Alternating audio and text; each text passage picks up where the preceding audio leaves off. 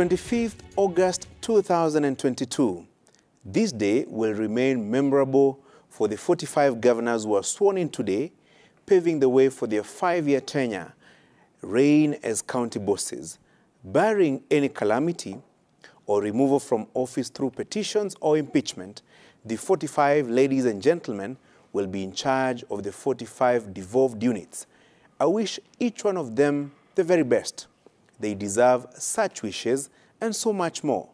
I will shortly tell you why they deserve those wishes. Mombasa and Kakamega counties will on Monday know who their leaders will be when the electorate head to the ballot. Their day to destiny was deferred through a mix-up of ballot papers that, in my opinion, was obviously avoidable. But that is a story for another day. To the 641,913 registered voters in Mombasa and 844,551 voters in Mombasa County, that is Kakamega and Mombasa, on Monday, go out and exercise your democratic rights. Go out and determine who will take charge of resources allocated to your counties in the next 5 years. A closer look at the list of governors presenting interesting findings.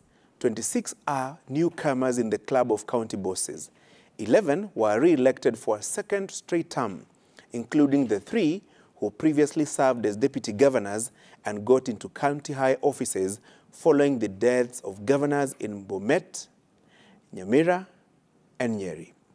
8 of the governors are making a comeback after 5 years in the political cold. And from the onset, I must alert the 45 county bosses that today is their first day in office, but it is also their first day in the journey of having them kicked out of office. Away from the festivities, pomp and color of being sworn in into office, the hard work begins for the 45 men and women. While clinching the seats after rigorous campaigns was back-breaking, costly and energy-sapping, the tough balancing act kicks off immediately. Those who contributed to their campaigns and successfully got them into office will soon be piling pressure on them.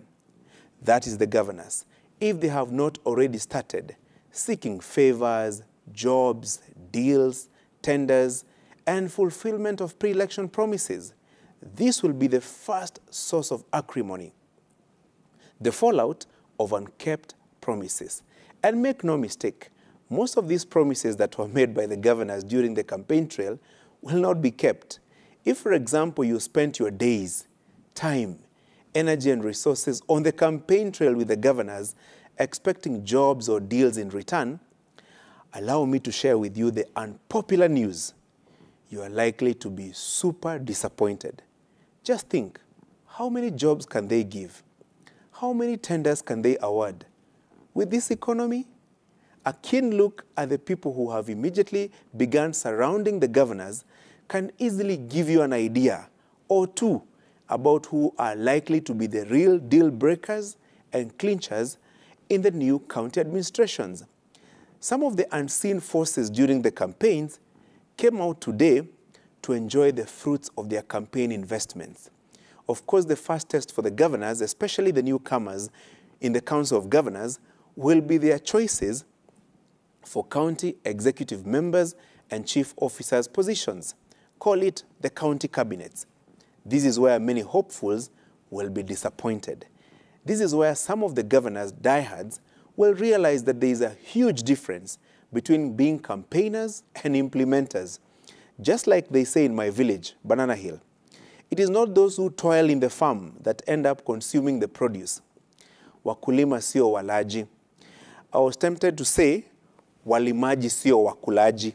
But I quickly remembered that Jamila is next to me with her kamusi. I digress.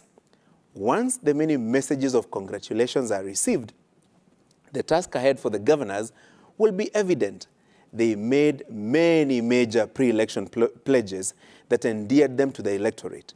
They will soon, as soon as tomorrow, realize how impatient the electorate is. Those who voted for them and cheered them to office as they were being sworn in today are demanding results, and they like such results instant. They will not understand how and why the water, medical care, market for their farm produce, better roads, jobs for their children, and lower cost of living that you promised them during the campaign trail is taking time to implement. Remember the amazing promises you made on your first 100 days in office? Well, those 100 days began today. And for the governors who rode into power through criticizing their predecessors, you will soon realize how different talking and doing are. Put it this way, the good times are up, the sunroof of your, the good times up your SUV's sunroof are over. Time to roll up your sleeves and get working is now. I say so because the pending bill's burden awaits you. The 47 county governments have a combined pending bill of 130 billion shillings. This is money owed to people who did business with counties. Some of these bills are as old as the first set of county governments elected in 2013. This is money owed to men and women, some who have had to lose their prized assets to banks. Some have even unfortunately succumbed as a result of depression and other related ailments due to these unpaid bills. Once in a while, you will hear of jokes of how doing business with county governments is one of the easiest ways to die. A county government's budget implementation report shows that Nairobi, Kiambu, Wajir, Mombasa, Tana River, and Machakos counties are among the largest debtors with pending bills of between 2.4 billion and 84 billion as at December last year. Controller of Budget Margaret Nyakango reports that only 11.2 billion out of 140 billion in pending bills was settled. So finally, to the 45 governors sworn in today and the 2 who will be elected on Monday, all the best once more. You will have a total of 407 billion shillings to manage in the 2022-2023 financial year. Counties like Nairobi, Nakuru, Turkana, Kakamega, Kiambu, Kilifi, Mandera, Bungoma, and Kitui will get an allocation of between 10 billion shillings each, at least.